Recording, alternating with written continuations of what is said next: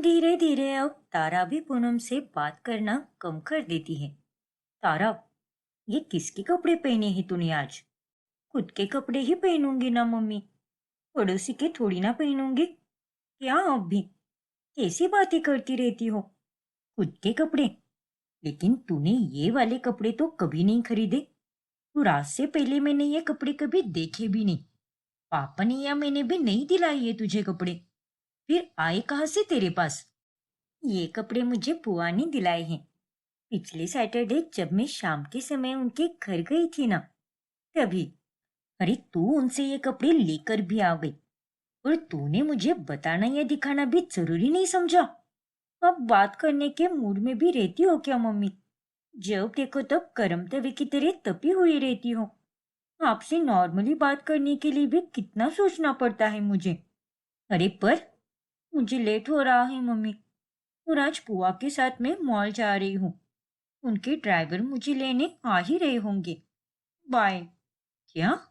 अरे रुक जा। कमाल है, अपनी बुआ के साथ रह रहकर इस लड़की का रवैया भी काफी बदल चुका है। ऐसे ही एक रोज जब पूनम की तबीयत खराब हो जाती है, उस दौरान मीरा ही तारा को स्कूल से पिक करती है। थैंक यू सो मच बुआ, मम्मी नहीं आ पाई, इसलिए आप मुझे लेने आ गई। ये क्या पागलों जैसी बातें कर रही है तू? बुआ हूं मैं तेरी, और ये मेरा फर्ज है। तो आइंदा से ये थैंक यू वगैरह मत बोलना। ठीक है बुआ। वैसे अब तेरी मम्मी की तबीयत कैसी है? पहले से काफी बेहतर है। चलो अच्छा है। पर तू उन्हें ज्यादा परेशान मत करना, उल्टा उनका जरा ख्याल रखना। कुछ भी लगे तो मुझे कॉल या मैसेज कर देना। मैं अपने फैमिली डॉक्टर को भेज दूंगी। ठीक है बुआ। मीरा तारा को घर ड्रॉप कर देती है और घर जाकर जब तारा कार में हुई बातचीत के बारे में पूनम को बताती है, तभी। क्या? हाँ मम्मी, अब आप ही देखिए, आप यहाँ अपने मन में इतना गुस्सा और नफरत लेकर बैठी हो, और वहां बुआ आपसे इतनी बड़ी होकर भी आपके पीठ पीछे आपके बारे में कितना सोच रही है। अगर उनके मन में कोई खोट होता तो वो मुझसे वो सब बातें बिल्कुल नहीं कहती। अरे वो एक नंबर के कलाकार हैं। एक्टिंग करने में तो उसे ऑस्कर मिलना चाहिए। अगर उसे मेरी चिंता होती तो वो खुद मुझे कॉल या मैसेज करती ना। और ये क्या है कि वो अपने फैमिली डॉक्टर को भेज देगी? दुनिया में केवल उसी के पहचान के फैमिली डॉक्टर है क्या? बाकी सारे डॉक्टर्स मर गए हैं क्या? जब देखो तब उसे पैसों की ठोस जमानी होती है। देख बेटा, तू उनकी चिकनी चुपड़ी बातों में मत आना। वो औरत बहुत शातिर है और उतनी ही बुरी भी है। बुरी वो नहीं, आपकी सोच है मम्मी। आई मीन सीरियसली, मैं कोई छोटी बच्ची थोड़ी ना हूँ। मुझे भी सब समझ आता है। आप ही बुआ को इतनी बुरी नजर से देखती हो, इसीलिए वो आपको बुरी लगती है। और गॉड सेक मम्मी, अपने मन से ये खटास मिटा दीजिए और अपनी जिंदगी में थोड़ी मिठास लाइए। इस तरह से जीते हुए आपको भी अच्छा लगता है क्या? खैर, मुझे तो आपसे बात करने में अब कोई इंटरेस्ट ही नहीं रहा। क्या? कमाल है, जिसे देखो वो मुझे यही सुनाकर चला जाता है। इस निकम्मी को तो मैं ठीक होने के बाद ही देखूंगी। ये चुटंकी तो कुछ ज्यादा ही बोलने लगी है अब। ऐसे ही एक दिन जब सभी एक फंक्शन में साथ मिलते हैं, तभी। हे भगवान, तुमने मुझे पहले क्यों नहीं बताया संजीव कि इस फंक्शन में दीदी भी आने वाली है? मुझे तो इनका चेहरा देखकर ही इतना गुस्सा हो रहा है कि क्या ही बताऊं। पूनम, जरा अपना मुंह बंद करो। हम घर पर नहीं बाहर हैं, सो प्लीज। इतने में मीरा सामने से आकर पूनम से बात करती है। हेलो पूनम, कैसी हो तुम? ये मेरी भाभी पूनम है। और पूनम, मीट सानिया, मेरी बहुत पुरानी सहेली है ये। बस कीजिए दीदी, क्यों अच्छी बनने का ढोंग कर रही हूँ आप सबके सामने? और सानिया, ये जो तुम्हारी सहेली है ना, ये एक नंबर की फेक इंसान है। अकेले में तो ये मुझसे बहुत झगड़ती है और अपनी उम्र और हैसियत का घमंड दिखाकर मुझे बहुत बुरा बुरा बोलती है। और यहाँ दुनिया वालों के सामने ऐसे दिखा रही है जैसे हम दोनों के बीच सब कुछ अच्छा है। भाई वाह, मानना पड़ेगा आपकी एक्टिंग को। पूनम, चुप हो जाओ। अरे क्या चुप हो जाओ संजीव? Sania, just ignore. और संजीव, तुम इसे अभी के अभी यहाँ से लेकर जाओ। हाँ दीदी, I am sorry. It's okay Sanjeev, इसके मुंह लगकर तो सच में कोई फायदा नहीं है। क्या कहा? पूनम चिल्लाती रहती है और संजीव उसे अपने साथ लेकर जाता है। फिर रात के समय, वो सब क्या था पूनम? तुम्हारा दिमाग खराब हो गया है क्या? और तुम्हारी हिम्मत कैसे हुई मेरी बहन से उस तरह बात करने की? क्योंकि तुम्हारी बहन दोगली है संजीव। दुनिया के सामने मेरे साथ अच्छी बनने की एक्टिंग कर रही थी, पर पीठ पीछे मेरे घर पर मुझे उल्टा सीधा बोल कर निकल जाती है वो। बस करो पूनम, दीदी कोई एक्टिंग नहीं कर रही थी। अरे वो तुम्हारी तरह बेकार नहीं है। उनका एक क्लास है। वो नफरत या गुस्से को लेकर नहीं बैठती। उन्होंने सब कुछ भुलाकर पब्लिक में पर्सनल झगड़ा दिखने नहीं दिया, और इसीलिए सामने से उन्होंने ये कदम बढ़ाया। लेकिन तुमने क्या किया? तुम्हें तो प्यार और इज्जत कहाँ रास आती है, और इसीलिए उन्होंने तुमसे पलटकर जवाब देना या बहस करना सही नहीं समझा, क्योंकि उन्हें उनकी इज्जत की परवाह है। अरे उनमें तो एक अलग ही लेवल का क्लास है जो तुम में बिल्कुल नहीं है। इसका मतलब तुम मुझे बेकार और क्लासलेस कह रहे हो? हाँ कह रहा हूं मैं, क्योंकि तुम्हारी हरकतें भी बिल्कुल वैसी ही है। ना जाने आप कब सुधरोगे मम्मी। दिन ब दिन आपकी इन हरकतों को देखकर तो मुझे ऐसा लग रहा है कि आप मेरी माँ हो। इतना निगेटिव कोई कैसे हो सकता है? ए लड़की, अगर ज्यादा बोलेगी ना तो आज सारा गुस्सा तुझ पर उतार कर तुझे खूब मारूंगी। इस पर हाथ उठाने की हिम्मत भी मत करना। माना कि ये छोटी है, लेकिन कुछ भी गलत नहीं बोल रही है। और सच कहूं तो तुमसे भी ज्यादा समझदार ये है। अरे तुम्हारी इन हरकतों को देखकर इस पर क्या असर पड़ेगा? क्या सीखेगी ये तुमसे? वाह, दोनों बाप बेटी मिलकर मुझ पर ही चिल्लाओ। सही है, मुझे चिल्लाने या लड़ने झगड़ने का कोई शौक नहीं है। अरे मैं तो बस यही चाहता हूँ कि सब आपस में एक साथ रहे प्यार से। लेकिन इतना बुरा भला बोलने के लिए तुम ही हमें इतने मौके दे रही हो। आज अगर तुम चाहती ना तो दीदी के उस स्वीट जेस्चर को स्वीकार करके तुम भी उनसे और उनकी सहेली से अच्छे से बात कर लेती। लेकिन नहीं, तुमने ना जगह देखी ना वक्त देखा, बस शुरू हो गई तुम। छोड़ो, तुमसे तो बात करना ही गुनाह है। पूनम बड़बड़ करती ही रहती है, लेकिन संजीव उसकी एक भी नहीं सुनता। फिर अगले दिन जब पूनम नींद से उठती है, तभी तारा अपने कमरे में होती ही नहीं, और वो उसे हर जगह ढूंढती है। संजीव, हमारी तारा, तारा कहाँ चली संजीव? मुझे तो वो कहीं भी नहीं दिख रही। सुबह सुबह खेलने चली गई क्या बाहर? लेकिन वो इतनी सुबह ऐसे बाहर कभी नहीं जाती। फिर आज कैसे चली गई? उसकी अलमारी भी आधी खाली है। बेड पर भी सामान पूरा बिखरा हुआ था, मानो जैसे उसने सामान पैक किया हो। हाँ पूनम, वो दीदी के घर रहने चली गई है। क्या? लेकिन वहां आने जाने तक ही ठीक था। फिर वो नालायक वहां रहने क्यों चली गई? बताओ संजीव। यहाँ पर हो रहे झगड़ों को देखकर उसे यहाँ रहना अच्छा नहीं लग रहा था, इसीलिए वो मेरे पास आई और उसने कहा कि उसे अब अपनी बुआ के पास ही रहना है। मैं आज सुबह ही उसे वहीं पर छोड़ के आया हूँ। अब देखो, तुम्हारी ऐसी घटिया हरकतों के कारण आज तुमसे तुम्हारी बेटी भी दूर हो गई। ये सही नहीं हुआ, और मुझसे मेरी बेटी दूर नहीं हुई है, बल्कि जानबूझकर की गई है। ये सारी चाल तुम्हारी बहन की ही है। उसी ने अपने झूठे और फरेब वाले प्यार से मेरी बेटी को मुझसे दूर किया है। अरे ये तो तुम्हारी हर बार की आदत है, अपनी गलतियों का इल्जाम बिना कुछ सोचे और समझे दूसरों पर डाल देना।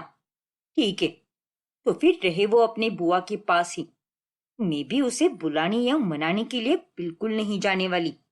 अरे उसने ये फैसला लेने से पहले मुझसे एक बार भी नहीं पूछा। थोड़ा सोच तो लेती वो। एक पल में ही उसके लिए उसकी बुआ सगी माँ से भी बढ़कर हो गई क्या? अरे तुम तो बस अपनी तरफ से ही सोचती हो। कभी तो सामने वाले के पॉइंट ऑफ व्यू से भी सोच लिया करो, तब पता चलेगा तुम्हें कि कौन सही है और कौन गलत। खैर, तुम्हें अगर मैं समझाते बैठूंगा तो दिन रात सब कम पड़ जाएगा और मुझे अब काम पर भी जाना है। फिर 2 दिनों के बाद सुजाता के जन्मदिन के अवसर पर पूनम उसे कॉल करती है और तभी, देख पूनम, मुझे तुझसे कोई बधाई नहीं चाहिए। मुझे हाल ही में पता चला है कि अब तारा ने भी वो घर छोड़ दिया है। और कितने रिश्ते तोड़ेगी तू अपनी बुराई के कारण, बता। पर सुजाता, मुझे सच में कोई सफाई नहीं चाहिए। और प्लीज मुझे आइंदा से कॉल या मैसेज मत करना। जब तू अपनी हरकतें सुधार लेगी ना और अपनी नैनन से माफी मांगेगी, तभी तेरी ये बहन तुझसे वापस बात करेगी। बाय। पर सुजाता, मेरी बात तो सुनो सुजाता।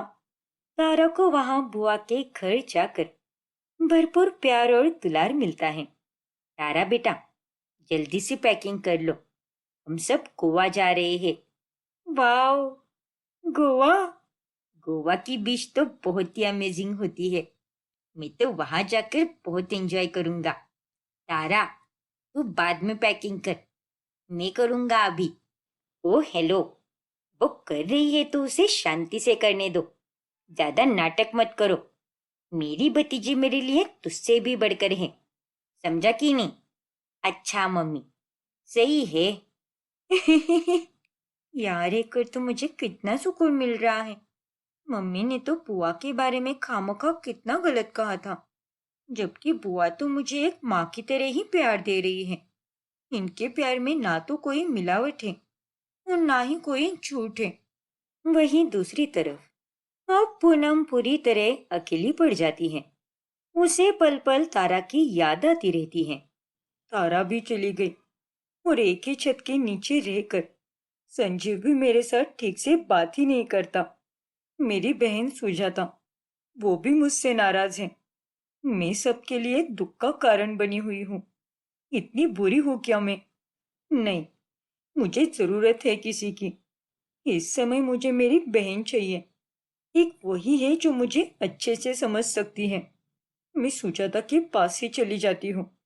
फिर सुजाता के पास जाकर पूनम फूट फूट कर रोने लगती है और वो भी अपना गुस्सा छोड़कर पूनम को शांत कराती है। अरे अब बस भी कर, कितना रोएगी? और क्या करूँ सुजाता, मुझसे तो अब ये सब देखा ही नहीं जा रहा। सब मुझसे नाराज हैं क्योंकि तूने अपना स्वभाव वैसे ही बना लिया है। अरे तेरी नजर में हर अमीर इंसान घमंडी है और हर गरीब इंसान अच्छा होता है, जबकि जरूरी नहीं होता कि हर अमीर इंसान बुरा ही हो या फिर हर गरीब इंसान अच्छा ही हो। तू ही याद कर, जब जब झगड़े हुए हैं, तेरी ननन ने उन्हें इतना खींचा तक नहीं है। वो हमेशा निस्वार्थ भाव से तारा से प्यार करती रही, यहाँ तक कि उसने तेरा हालचाल भी पूछा, तुझसे लोगों के सामने अच्छे से बात की। और क्यों ना चिल्लाए वो, उसने हक से डांटा है तुझे, जैसे मैं डांटती हूँ। तुझे अपना नजरिया बदलना होगा पूनम। उल्टा तू तो सबसे खुशकिस्मत है जो तुझे इतनी अच्छी ननन मिली है। शायद तू सही कह रही है सुजाता, ये सब मेरे ही कारण हो रहा है। अब अगर मैं ठीक से सोचूं तो कहीं ना कहीं हर फसाद की जड़ मैं ही हूँ। जो सब मैं नहीं समझ पाई वो मेरी बेटी समझ गई, लेकिन मेरे अंदर इतनी बुराई भर गई थी कि मुझे अच्छाई दिख ही नहीं पा रही थी और ना ही मैं कुछ समझ पा रही थी। लेकिन अब मैं तुझसे और अपने आप से वादा करती हूँ कि जो रायता मेरी वजह से फैला है, मैं उसे जरूर समेटूंगी और मैं जाकर दीदी से माफी भी मांगूंगी। इनफैक्ट उनसे ही क्या, मैं तो तुझसे भी हाथ जोड़कर माफी मांगती हूँ। तारा, संजीव, ईशान, सबसे माफी मांगूंगी मैं और अपनी सारी बुरी हरकतें सुधार कर ही रहूंगी। बस अब बहुत हुआ। मैंने आज तक सबको बहुत परेशान किया है, पर अब और नहीं। और तुझे ये एहसास होते हुए देखकर मुझे भी बहुत खुशी हो रही है। जा पूनम, कर दे सब कुछ ठीक। उनका दिल बहुत बड़ा है, तो वो सब तुझे पल में माफ कर देंगे। फिर अंत में पूनम जाकर मीरा और बाकी सबसे हाथ जोड़कर माफी मांगती है और वो सब उसे माफ भी कर देते हैं। जिसके बाद वो अपने स्वभाव पर काम करके उसमें काफी ज्यादा सुधार लाती है और सबके साथ हंसी खुशी मिलजुल कर रहती है। घर जाने के बाद ईशानी उपासना को कॉल करती है। माँ फिर से मेरा कॉल ही नहीं उठा रही। पता नहीं इन्हें बीच बीच में क्या हो जाता है। कभी कभी तो मुझे ऐसा लगता है कि ये मेरी माँ नहीं, दुश्मन है दुश्मन। क्योंकि ऐसा व्यवहार तो सिर्फ दुश्मन ही करते हैं। एक काम करती हूँ, पापा को ही कॉल करती हूँ। फिर ईशानी परिमल को कॉल करती है और वो उसे सब कुछ बताती है। फिर उसके बाद, ये लो उपासना, ईशानी का कॉल आया है, बात करो उससे। आज तुमने उसे और वृंदा जी को मार्केट में देखकर अनदेखा क्यों किया? मैंने किसी को भी नहीं देखा मार्केट में। मैं बहुत जल्दबाजी में थी, इसलिए वहां से निकल आई मैं। क्या? अगर ऐसा है तो ठीक है, लेकिन कम से कम ईशानी से बात तो करो ना। ये लो, फोन पकड़ो। वो मुझे रसोई में कुछ काम है, तो मैं पहले वो कर लेती हूँ। अरे पर रहने दीजिए पापा, जब माँ का गुस्सा ठंडा हो जाएगा तब भी मैं उनसे बात कर लूंगी। ठीक है बेटा। फिर कॉल कट करने के बाद परिमल रसोई में जाता है। अरे तुम्हारा दिमाग ठिकाने पर ही है ना, या घुटनों में चला गया है? अरे किस गांव की महारानी समझती हो खुद को? इतना घमंड, इतना गुस्सा, ये सब तुम्हें कहीं लेकर नहीं जाएगा। पर मैं अच्छी तरह से जानता हूँ कि तुमने जानबूझकर उन दोनों को देखकर अनदेखा किया होगा। अरे उन दोनों ने तो तुम्हें आवाज भी लगाई थी। हाँ किया मैंने उन्हें जानबूझकर अनदेखा। तो क्या हुआ? मुझे नहीं करनी उन लोगों से बात। और ये घमंड और गुस्से का पाठ मुझे मत पढ़ाइए आप। मुझसे ज्यादा गुस्सा और घमंड तो उन लोगों में है, और इसीलिए उस बर्थडे के दिन से मैं उन लोगों के साथ वैसा ही गलत बर्ताव करती हूँ। बस करो उपासना, उन लोगों ने तुम्हारे साथ कोई गलत बर्ताव नहीं किया था। एक तुम ही हो जो एक छोटी सी बात को च्युइंगम की तरह खींची जा रही हो। अरे उनके मन में तो कोई पाप नहीं है, बस तुम्हारे मन में ही है। वो बेचारे तो तुम्हें पूछ भी रहे थे, तुम्हें कितने कॉल किए उन्होंने। यहाँ तक कि वृंदा जी खुद तुमसे माफी मांगने आई, जबकि उनकी कोई गलती भी नहीं थी। खैर, तुम्हें ये सब समझाकर कोई फायदा नहीं। लेकिन आइंदा से अगर तुमने ऐसी कोई भी हरकत की जिससे ईशानी के ससुराल वालों को ठेस पहुंचे, तो वाकई में उपासना, मुझसे बुरा और कोई नहीं होगा। मेरी इस बात को गांठ बांध लो। बस बहुत हुआ अब।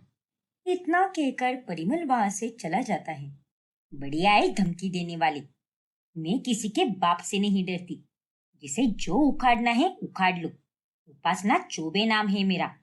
वन वुमन आर्मी हूं मैं। वही दूसरी तरफ आज मार्केट में जो हुआ, वो माँ ने मुझे सब बताया ईशानी। तो माँ जी का गुस्सा अभी तक शांत हुआ कि नहीं? तुमने तो उन्हें कॉल भी किया था ना? नहीं राज, मैंने नहीं किया। मैं तो उनकी कॉल की राह देख रही हूँ। पता नहीं माँ इतने गुस्से वाली क्यों है। कभी कभी तो उनके कारण मुझे बहुत शर्मिंदगी महसूस होती है। मेरी माँ के कारण तुम्हारे माँ पापा को कितनी ठेस पहुंच रही है। फिर भी वो लोग इतने मैच्योरली सब कुछ समझ कर ले रहे हैं। और आजकल के जमाने में सगे माँ बाप भी इतना समझ कर नहीं लेते। अरे कोई बात नहीं बाबा, तुम्हें इसमें शर्मिंदा होने की क्या जरूरत है? It's okay. माँ जी के गुस्से में भी ढेर सारा प्यार छुपा हुआ है। वो कहते हैं ना, हम गुस्सा उन्हीं से होते हैं जिनसे हम बहुत प्यार करते हैं। ये तो बस कहने वाली बातें हैं राज। एनीवेज, तुम अभी अभी ऑफिस से आए हो ना, तो जाकर फ्रेश हो जाओ। मैं तुम्हारे लिए चाय बना कर लाती हूँ। दिन यूं ही बीतते जाते हैं और धीरे धीरे करके उपासना रूखे सूखे मन से ही सही परेशानी और उसके घर वालों से बातचीत करना शुरू कर देती है। ऐसे ही एक रोज, मैं कुछ नहीं जानती, हम सब ट्रिप पर जा रहे हैं।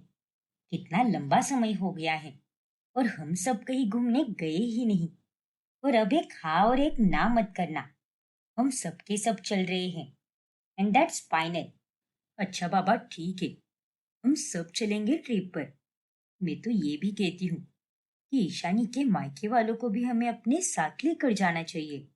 हाँ वृंदा, ये बात तो तुमने एकदम सही कही। इस ट्रिप के बहाने दोनों परिवार आपस में समय बिता पाएंगे और लौटते समय ढेरों यादें लेकर आएंगे। वो तो है पापा जी, लेकिन लेकिन क्या बेटा? हाँ, कुछ नहीं। ये लोग तो कह रहे हैं, लेकिन क्या माँ इस ट्रिप पर आने के लिए तैयार होगी? और पता नहीं इस बार वो ट्रिप पर आकर क्या करेगी। फिर वृंदा उपासना को कॉल करके ट्रिप की बात करती है। क्या? ना बाबा ना, मैं कहीं नहीं आने वाली। मुझे पहले ही यहाँ पर ढेर सारे काम हैं और अब ऐसे छोटे मोटे पिकनिक पर मैं कहाँ अपना समय बर्बाद करती फिरूं। ऐसा नहीं है समदन जी, और ये ट्रिप थोड़ी ना हर महीने होती है। साल में एक दो बार ही तो जाते हैं हम बाहर। चलिए ना, आप आएंगी तो ट्रिप में और मजा आएगा। और सबसे ज्यादा खुशी तो ईशानी को होगी। मैं जानती हूँ कि आपको भी घूमने फिरने का बहुत शौक है, इसलिए हमारे साथ चलिए। बाकी के काम तो बाद में भी पूरे किए जा सकते हैं, लेकिन अभी के लिए आपकी प्रायोरिटी परिवार को दीजिए, ना कि बाकी की चीजों को। पर वृंदा बहन, मैं वो देखिए, आप आ रही हूँ और मैं उसी के हिसाब से सारी तैयारियां कर रही हूँ, इसलिए आप मना नहीं कर सकती। इस तरह से उपासना को ना चाहकर भी सबके साथ ट्रिप पर जाना ही पड़ता है। फिर वहां जाने के बाद, अरे वृंदा बहन जी, ये कैसा रिसोर्ट है? अरे यहाँ का तो एसी ही खराब है। और तो और खाना भी कैसा है यहाँ पर? अरे इससे अच्छा खाना तो हमारे घर के पास वाले मंदिर में मिलता है, वो भी एकदम मुफ्त में। मुझे तो लगता है कि मैंने गलती ही कर दी यहाँ आकर। बेवजह मेरा समय जाया हो रहा है। आप चिंता मत कीजिए समधन जी, मैंने रिसोर्ट के स्टाफ से कह दिया है, तो वो थोड़ी ही देर में एसी भी ठीक कर देंगे। और रही बात खाने की, तो उन्होंने ये कहा है कि अगर आपको कोई व्यंजन पसंद हो तो आप उनसे बनवाने के लिए कह सकती हो और वो आपको तुरंत बनवा कर दे भी देंगे। अच्छा, फिर ठीक है। अरे पापा, मुझे लगा कि माँ ने वृंदा आंटी की बात मानी, इसीलिए यहाँ पर आई और इनके खड़ूस स्वभाव में थोड़ा सुधार भी आ गया। लेकिन मैं गलत था, ये तो यहाँ आकर भी शुरू हो गई। अब क्या ही बोलूं मैं, थक गया हूँ तेरी माँ को चिल्ला चिल्ला कर। अरे हद होती है, ये लोग बहुत अच्छे हैं, वरना इनकी जगह पर कोई और होता तो अभी तक ये रिश्ता तोड़ चुका होता। सच में पापा, मुझे भी अब वही लग रहा है। फिर इसी ट्रिप के दौरान तुषार और कोमल भी एक दूसरे के साथ अच्छा समय बिताते हैं। देखो ना तुषार, सबके सब बिजी हैं और मेरी फोटोज खींचने के लिए कोई भी अवेलेबल नहीं है, तो तुम ही मेरी फोटो खींच दो ना। वो तुम्हें मैंने एक वीडियो भी शेयर किया था ना, उसी तरह खींचना। वो नया ट्रेंड चल रहा है ना, तो मैं भी उसी की तरह एडिट करूंगी अपनी फोटोज। ओके मैम, आपका हुक्म सर आंखों पर। चलो, अब ओवर एक्टिंग कम और काम ज्यादा करो। प्लीज अच्छे से खींचना। अगर ये वीडियो अच्छा बना तो मैं तुम्हें अपने सोशल मीडिया पर क्रेडिट दे दूंगी। हाँ हाँ, जैसे कि मैं तो मरे ही जा रहा हूँ कि कब तुम मुझे क्रेडिट दोगे और कब मेरे भाग खुलेंगे। ज्यादा बकवास मत करो और काम करो, बड़े आए मरे जाने वाले। जस्ट किडिंग यार। उनकी ये बातें वहां से गुजर रही उपासना सुन लेती है और गुस्सा होकर वो उनके पास जाती है। कोमल, ये क्या तरीका है बात करने का? तुम्हें तुम्हारे माँ पापा ने कोई तमीज नहीं सिखाई क्या? पर आंटी, अरे मेरा बेटा तुम्हारी फोटो खींच रहा है और तुम हो कि उसी को उल्टा बोल रही हो। अब ये भला क्या बात हुई? और तू तुषार, इसे एहसान फरामोश लोगों की मदद करता ही क्यों है तू? अरे माँ, जैसा आप समझ रही हो वैसा कुछ भी नहीं है।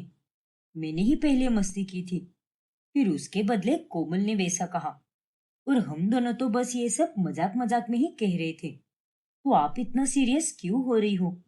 एग्जैक्टली आंटी, जब हम दोनों को कोई प्रॉब्लम नहीं है तो आपको इतनी मिर्ची क्यों लग रही है? क्या कहा? मुझे इतनी मिर्ची क्यों लग रही है? अरे तुमसे बेहतर तो वो झोपड़ी झुग्गी वाले अनपढ़ भिखारी लोग हैं।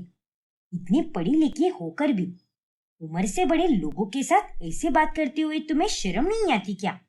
आई एम सॉरी आंटी, लेकिन आप मुझे गलत समझ रही हो और छोटी सी बात का बतंगड़ बना रही हो, जो कि एकदम यूजलेस है। अरे क्या हुआ कोमल बेटा? फिर कोमल महेंद्र को सारी बातें बताती है। देखो बेटा, तुम्हें समधन जी से इस तरह से बात नहीं करनी चाहिए थी। और समधन जी, आप भी जाने दीजिए ना, बच्चे आपस में मजाक ही तो कर रहे थे, बस और कुछ भी नहीं। देखिए भाई साहब, मुझे भी इन्हें डांटने के लिए किसी पागल कुत्ते ने नहीं काटा है, लेकिन यह कोमल ही इस प्रकार से बात कर रही थी कि मुझे इसे डांटना ही पड़ा। जाने दीजिए ना, अगली बार से ये ध्यान रखेगी। वही बेहतर होगा। इतना बोलकर उपासना आगे निकल लेती है और तुषार भी उसके पीछे चला जाता है। अरे ये सब क्या है माँ? कभी तो चुप भी रह लिया कीजिए ना। जब देखो तब सब पर गुस्सा करती रहती हो, और उसके बावजूद भी ये सभी लोग आपके साथ इतने प्यार से पेश आते हैं। अरे आप में पूरी ना सही, लेकिन कम से कम थोड़ी सी भी अच्छाई नहीं है क्या? अरे चुप कर, बहुत सी अच्छाई है मुझ में, लेकिन तुम सबकी आंखें मेरी अच्छाई देख नहीं पाते, और वही दिक्कत है। और सबके सब मुझे गलत ही समझते हैं। नहीं माँ, आई एम रियली सॉरी, लेकिन आप जो कुछ भी कह रही हो वो सरासर गलत है। अरे चुप हो जा, और ज्यादा बोला तो सबके सामने ही तेरे कान के नीचे सितार बजा दूंगी। और ज्यादा उस लड़की में घुसने की कोई जरूरत नहीं है। मैं सब समझ रही हूँ। अभी तो वो तेरे दोस्त थे, पर ना जानिए ये दोस्ती कब प्यार का रूप ले ले। देखो, गलती आप में और आपकी सोच में है। आप कभी किसी चीज को प्यार से और अच्छाई की नजर से देख ही नहीं पाती। और कोमल और मैं तो केवल अच्छे दोस्त थे, उससे ज्यादा कुछ भी नहीं है, और ना ही आगे कुछ हो सकता है। और ये बात आप भी अपने दिमाग में फिट कर लीजिए। चल चल, अब ज्यादा मत बन, और मुझे नदी के पास जाने दे। मुझे वहां जाकर बोटिंग करनी है, और शाम के समय तू मेरे फोटोज खींचेगा, जिसके बाद वो सारे फोटोज मैं अपने व्हाट्सएप के स्टेटस पर रखूंगी और सारी औरतों को खूब जलाऊंगी। ठीक है माँ, जैसा आप कहो। इस तरह ट्रिप के दौरान भी उपासना शांत नहीं रहती, और अपनी इस बुरी आदत के कारण हर 2 घंटे में वो किसी न किसी मुद्दे पर लड़ती रहती है, जिस कारण दूसरों का भी मजाक खराब हो जाता है। ऐसे ही एक रोज जब वो ईशानी के ससुराल आती है, तभी बातों बातों में वो तुषार की शादी की बात चलाती है। क्या? हाँ बेटा, अभी दिसंबर तक मुझे तुषार की शादी करा देनी है, क्योंकि दिसंबर का ही शुभ मुहूर्त है। फिर उसके बाद अच्छा मुहूर्त सीधे 1.5-2 साल बाद ही आएंगे, और तब तक तो उसकी शादी की उम्र भी चली जाएगी। इसलिए मुझे और देरी नहीं करनी। पर माँ, आपको लड़की ढूंढने की क्या जरूरत है? मेरी ननद कोमल है ना। तुषार और कोमल की जोड़ी कितनी अच्छी लगेगी, और हमें भी कोमल की शादी करानी है। अभी कुछ ही दिन पहले हम लोग इसी बारे में बात कर रहे थे। अरे तू पागल पागल हो गई है क्या? पहले ही तुझे इस घर में ब्याह मैंने अपने जीवन की सबसे बड़ी गलती की है, और अब तू ये चाहती है कि मैं फिर से इस घर से एक और रिश्ता जोड़ दूं और उस कोमल को अपनी बहू बनाऊं? अरे मैं तो इस बारे में सपने में भी नहीं सोच सकती। लेकिन क्यों माँ? आखिर क्या खराबी है इस रिश्ते में? खराबी है, बहुत सारी खराबी है। अरे हम ठहरे व्यापारी लोग, और ये सब तो ऑफिस वाले हैं। अरे मैं तो तेरे और राज की शादी के वक्त भी तुम्हारे रिश्ते के खिलाफ ही थी, लेकिन तेरे पापा की जिद के कारण हमें तेरी और राज की शादी करानी पड़ी। ऑफिस जाने वाले लोग हुए तो क्या हुआ माँ? रिश्ते कमाई और स्टेटस देखकर नहीं जोड़े जाते, और वैसे देखा जाए तो ऑफिस जाने वाले लोग तो ज्यादा फायदे में रहते हैं, क्योंकि एक वक्त पर बिजनेस में उतार चढ़ाव होने के कारण एक व्यापारी को काफी नुकसान झेलना पड़ता है। लेकिन एक ऑफिस जाने वाले की पेमेंट तो हर वक्त फिक्स्ड ही रहती है ना, वो चाहे कुछ भी हो। लेकिन किसी के हाथ के नीचे काम करने वाले लोगों को नौकर ही कहलाया जाता है। खैर, तू चाहे मुझे कितना भी क्यों ना समझा दे, लेकिन मैं इस घर से रिश्ता नहीं जोड़ूंगी फिर से। और मैं तो अपने बेटे के लिए उस बेवकूफ कोमल से तो अच्छी ही लड़की लाऊंगी। ये आप क्या कह रही हो माँ? बेवजह कोमल के बारे में ऐसा मत बोलिए। वो तो बहुत ही अच्छी और खूनी लड़की है। तभी ईशानी देखती है कि वहां पर वृंदा आ चुकी है। अरे माँ जी, आप यहाँ पर? अरे क्यों बेटा, क्या हुआ? मैंने आप दोनों को डिस्टर्ब कर दिया क्या? नहीं तो माँ जी, ऐसा कुछ भी नहीं है। आइए ना, बैठिए हमारे साथ। इस तरह से वो तीनों बातचीत जारी रखती हैं। लेकिन बाद में जब उपासना चली जाती है, तभी मैं जानती हूँ माँ जी कि आपने दिखाया तो ऐसे है कि जैसे आपने माँ और मेरी बातें सुनी ही नहीं, लेकिन असल में आपने हमारी सारी बातें सुन ली। और ये बात मैं आपके चेहरे के हाव भाव से समझ सकती हूँ माँ जी। नहीं ईशानी, ऐसा कुछ भी नहीं है। मुझे माफ कर दीजिए माँ जी। माँ हमेशा कुछ ना कुछ ऐसा ही करती है जिससे आप सबको तकलीफ होती है। और उन्होंने मेरे ससुराल के बारे में जो भी कहा, वो सब उन्हें नहीं कहना चाहिए था। अरे कोई बात नहीं ईशानी, अब उनका स्वभाव वैसा ही है तो क्या करें हम। लेकिन हाँ, जो लोग जुबान से बुरे हों, जरूरी नहीं कि वो दिल से भी बुरे हों। अब हम उन्हें कुछ भी कहें या तुम भी उन्हें कुछ कहो, उससे उन्हें कोई फर्क नहीं पड़ने वाला। क्योंकि हम किसी की भी सोच नहीं बदल सकते। क्योंकि जब तक सामने वाला व्यक्ति अपनी खुद की ही सोच में बदलाव लाना नहीं चाहता, तब तक उसका कुछ भी नहीं हो सकता। हाँ माँ जी, ये बात तो आपने बिल्कुल सही कही। और ईशानी बेटा, जब मैं ही इतनी चिंता नहीं कर रही, तो तुम इतनी चिंता क्यों कर रही हो बेटा? छोड़ो और चलो मेरे साथ। मैं मंदिर जा रही हूँ, तो तुम भी मेरे साथ चलो। दोनों माथा टेक कर आएंगे। ठीक है माँ जी, मैं अभी तैयार होकर आती हूँ। ठीक है बेटा, जल्दी आओ। फिर ईशानी वहां से चली जाती है। बस बहुत हुआ अब। मेरे ससुराल वाले दिल के इतने अच्छे हैं, लेकिन एक माँ है, ये तो सुधरने से रही। और ये सब बार बार होता ही रहेगा। अगर आज मेरे ससुराल वालों की जगह पर कोई और होता, तो ना जाने क्या हो जाता अब तक। नहीं, इन सब पर फुल स्टॉप लगाने के लिए मुझे ही माँ से नाता तोड़ना होगा। ना ही वो मुझसे कोई बात करेगी, और ना ही वो यहाँ पर आएगी, और ना ही मेरे ससुराल वालों की बेइज्जती होगी। दिल पर पत्थर रखकर मुझे तो ये करना ही होगा। इस तरह उस दिन के बाद से ईशानी उपासना के साथ बातचीत पूरी तरह बंद कर देती है। वहीं दूसरी तरफ मायके में परिमल और तुषार भी उपासना से कटे कटे से रहने लगते हैं। देखो परिमल, आज मेरी सहेली मेनका की शादी की सालगिरह है, तो मेरी सारी सहेलियां और उनके पति सालगिरह की पार्टी में जाने वाले हैं। इसलिए तुम भी मेरे साथ चलोगे। और ये वाला कुर्ता पहनना, इसमें ही तुम अच्छे लगते हो। बाकी सबके सब तो एकदम सड़े हुए कुर्ते हैं तुम्हारे। नहीं उपासना, मैं तुम्हारे साथ कहीं नहीं आने वाला। अकेले ही जाओ तुम। क्या कहा? हाँ, बिल्कुल सही सुना तुमने। मुझे काम है, इसीलिए मैं व्यस्त रहूंगा। और मेरे पास तुम्हारे जितना फालतू का समय नहीं पड़ा है। अरे ये तुम क्या कह रहे हो? तुम मुझे मना नहीं कर सकते। क्यों? तुम कहीं की प्रधानमंत्री हो क्या? या किसी राजमहल की रानी हो, जो हर कोई तुम्हारे अनुसार ही जीवन जिए और तुम्हारे हुक्मों का पालन करते रहे? अरे पर देखो उपासना, मुझे तुमसे कोई बात ही नहीं करनी। मुझे मैच देखनी है। हट जाओ मेरे रास्ते से। इतना कहकर परिमल वहां से चला जाता है।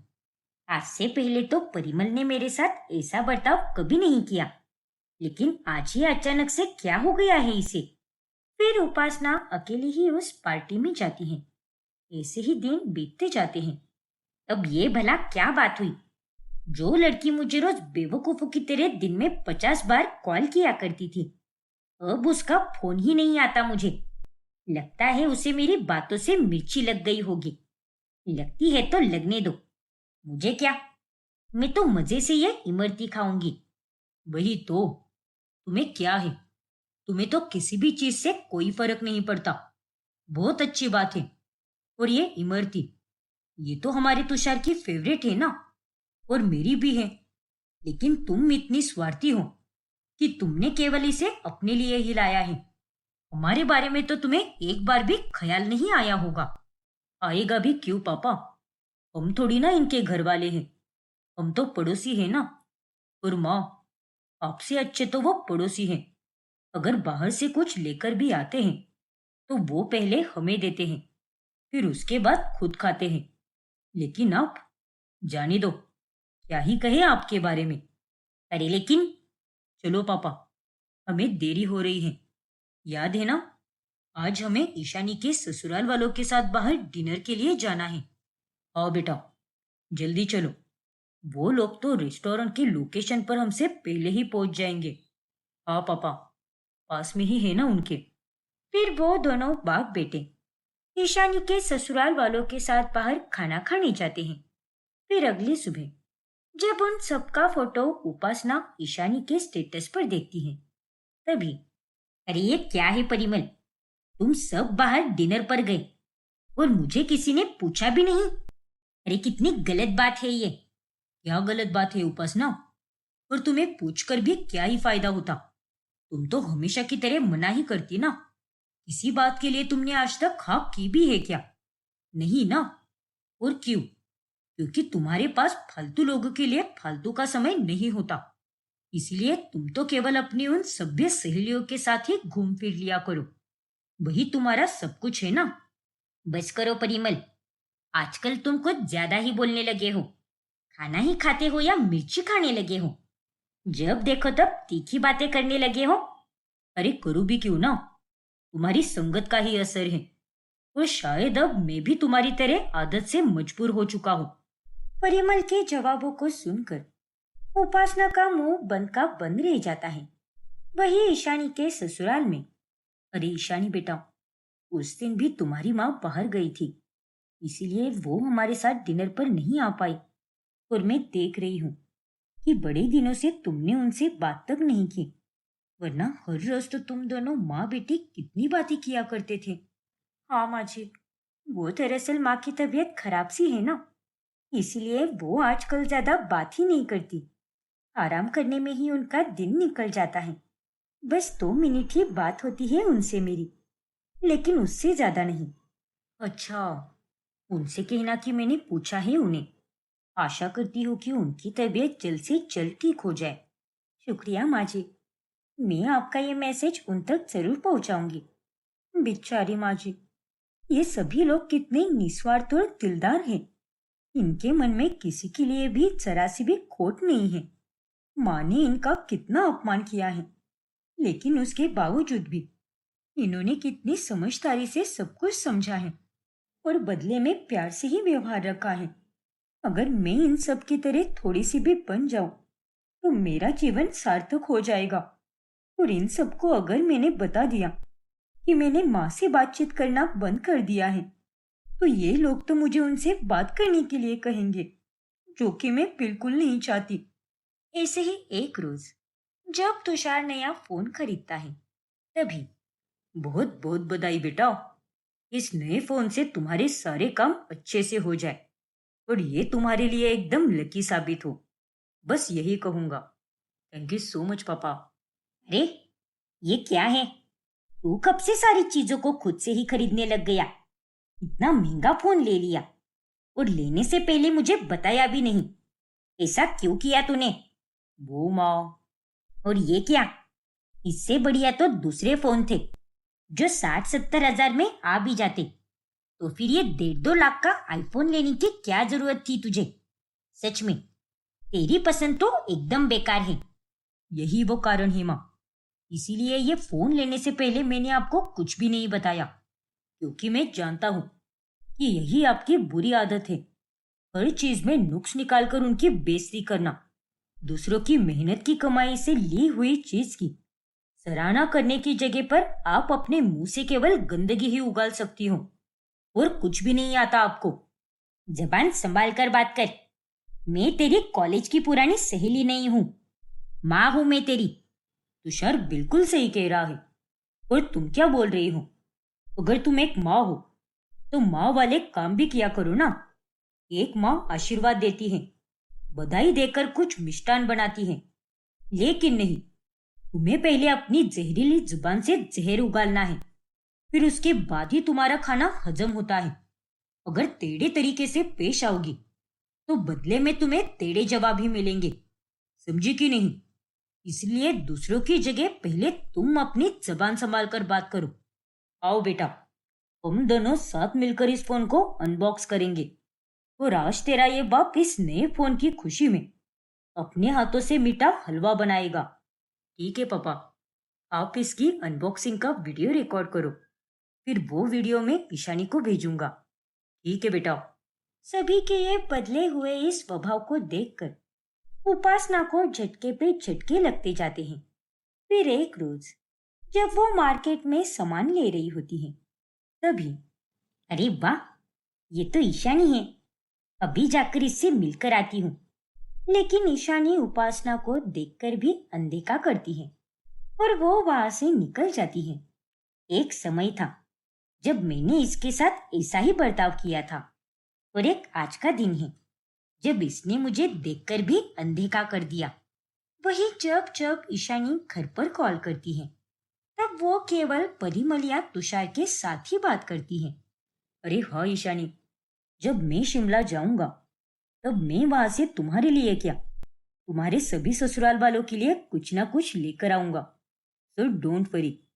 अरे, तू शिमला जा रहा है और तूने मुझे ये बात बताई भी नहीं। और तो और ये ईशानी के ससुराल वालों को ज्यादा मान सम्मान देने लगा है। पल में ये सब क्या हो चुका है? ये लोग तो इस तरह से कभी नहीं थे। अरे तुषार बेटा, कहीं से जलने की कोई बू तो नहीं आ रही? कहीं हमारे घर से ही तो नहीं आ रही ना? शायद पड़ोस की काकी शकरकंडी भून रही होगी और भूनते भूनते ही जल भी गई होगी। अब हमारे घर से कैसे आएगी पापा? जरूरी थोड़ी ना है कि शकरकंडी ही जले। अरे इंसान भी तो जलते ही है ना। मैं सब जानती हूँ कि ये मुझे ही ताना दे रहे हैं। इस तरह सारे बदलते माहौल के चलते उपासना को धीरे धीरे अपनी गलती समझ आने लगती है और इसीलिए वो काफी शांत शांत ही रहने लगती है। ऐसे ही एक दिन, अरे परिमल, तुम कहाँ जा रहे हो? कल सुबह मैं भी तुषार के साथ शिमला जा रहा हूँ, कुछ दिनों के लिए ही सही, लेकिन मुझे तुमसे मुक्ति तो मिलेगी। उस बर्फीली वादियों में तो मुझे बड़ा ही सुकून आने वाला है। अब तुमसे दूर रहूंगा तो वहां पर तो शांति ही शांति होगी ना। कल तो मेरा जन्मदिन है, लेकिन किसी को याद तक नहीं। और तो और मेरे जन्मदिन के दिन ही ये और तुषार शिमला जा रहे हैं। उपासना काफी उदास हो जाती है। फिर अगले दिन घर में केवल वो अकेली ही होती है। आज तो मेरा जन्मदिन है, लेकिन मेरे आसपास कोई भी नहीं है। हर बार रात 12 बजे ही ईशानी मेरे लिए सरप्राइज प्लान किया करती थी, लेकिन आज तो मेरा ये फोन बजा ही नहीं। ना तो मेरा जन्मदिन परिमल को याद है, ना ही मेरे बेटे तुषार को, और ना ही मेरी सहेलियों को। कोई मुझसे प्यार ही नहीं करता। क्या मैं इतनी बुरी हूँ? शायद हूँ ही। सारी गलती मेरी ही है। मैं ही सबके साथ कितना बुरा बर्ताव करती थी, और इसीलिए कोई भी मेरे साथ अच्छे से बात ही नहीं करता अब।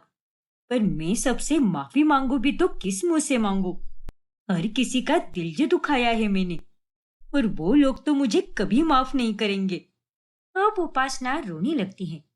उतने में वहां पर परिमल और ईशानी केक लेकर आते हैं और उन्हें वहां पर देखकर उपासना एकदम आश्चर्यचकित हो जाती है। तुम दोनों यहाँ पर? और परिमल, तुम तो शिमला निकल चुके थे ना तुषार के साथ, फिर यहाँ पर कैसे आए? अरे नहीं गए हो, ये सब तो एक नाटक था। क्या? हाँ उपासना, मैं जानता था तुम इतनी भी बुरी नहीं हो, और एक ना एक दिन तुम्हें अपनी गलती का एहसास जरूर होगा, और आज वही हुआ।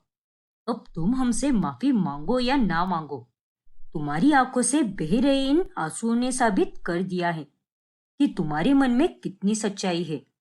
और माँ, मेरे ससुराल वालों को भी आपके जन्मदिन के बारे में याद था, और उन सब ने भी आपको विश किया है। हम सब आपसे बहुत प्यार करते हैं माँ। आपने बहुत गलतियां की, लेकिन आज आपको उनका एहसास हो चुका है और ये देखकर मुझे बहुत अच्छा लगा माँ। छोटा मुंह बड़ी बात, लेकिन जीवन तो ऐसा ही होता है ना माँ। हम दूसरों के साथ जैसा व्यवहार रखेंगे, वो भी हमारे साथ ठीक वैसा ही व्यवहार रखेंगे ना। इसीलिए सबके साथ प्रेम से रहकर प्रेम में ही जीवन जीना चाहिए। कोई गिला शिकवा नहीं रखना चाहिए। फिर देखना, जिंदगी कितनी खूबसूरत होती है। तुम दोनों बिल्कुल सही कह रहे हो। और मुझे अपनी गलतियों के लिए माफ कर दो और सुधरने का एक मौका दे दो। आगे से मैं ऐसी गलतियां कभी नहीं करूंगी। और ईशानी बेटा, मुझे तो तेरे घर वालों से भी माफी मांगनी है। मैंने उनका दिल बहुत दुखाया है। अरे कोई बात नहीं माँ, वो लोग बहुत समझदार हैं, इसीलिए उन्होंने आपकी बात दिल पर ली ही नहीं। इस तरह अंत में उपासना सबसे माफी मांगती है और अपना जन्मदिन धूमधाम से मनाती है।